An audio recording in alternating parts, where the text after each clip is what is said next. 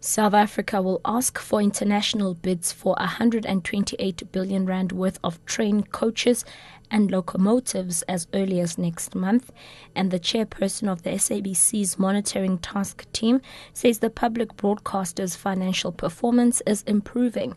Ambosiso Khadebe with the latest news update. South Africa will ask for international bids for 128 billion rand worth of train coaches and locomotives as early as next month. Transport Department spokesperson Mawethu Vilana has told media that government will solicit bids for over 7,000 train coaches and locomotives, with first delivery expected by 2015. The acquisition of coaches will be divided into two 10-year batches as South Africa moves to modernize an aging railway infrastructure. Government aims to review the judicial system over the next 18 months to see how far it has transformed since the Constitution was adopted in 1996. It will also evaluate the impact it has had on democracy. Justice Minister Jeff Khadebe has rejected comments that the Constitution and the judiciary may come under fire after some court judgments have recently gone against the government. We want to allay those fears and reaffirm our commitment to the Constitution and its values in our quest to building a non-racial, non-sexist and prosperous democratic South Africa. Khadebe says the judiciary has an important role in safeguarding and protecting the Constitution and consolidating democracy. He says an assessment of the impact that decisions of the Constitutional Court may have on democracy does not call the independence of the judiciary into question. Our government's response to court judgments has been respectful and has helped to reinforce the legitimacy of our courts and thereby enhance public confidence in the judicial system.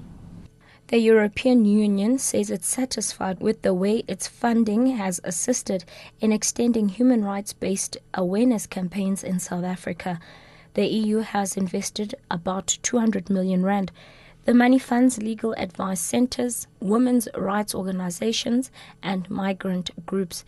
EU parliamentarian Michael Cashman is heading an EU delegation on a visit to Orange Farm, south of Johannesburg. I always say it's not enough. They need more. But all of us are going through difficult economic times, South Africa, Europe.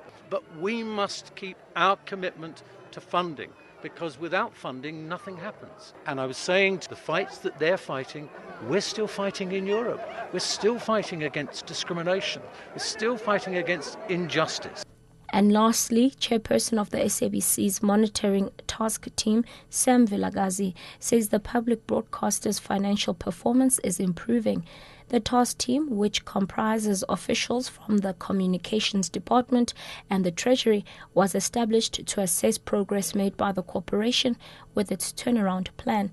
Vilagazi elaborates. The SABC revenue for the 3 months, that is October, November, December, amounted to 1.6 billion, higher than the budget for the period by 107, which represent 7%, higher than the previous 3 months period of April to June of 1.3 billion, July, September 2011, 1.4 billion, and also higher than the recorded revenue for the same period in the previous financial year.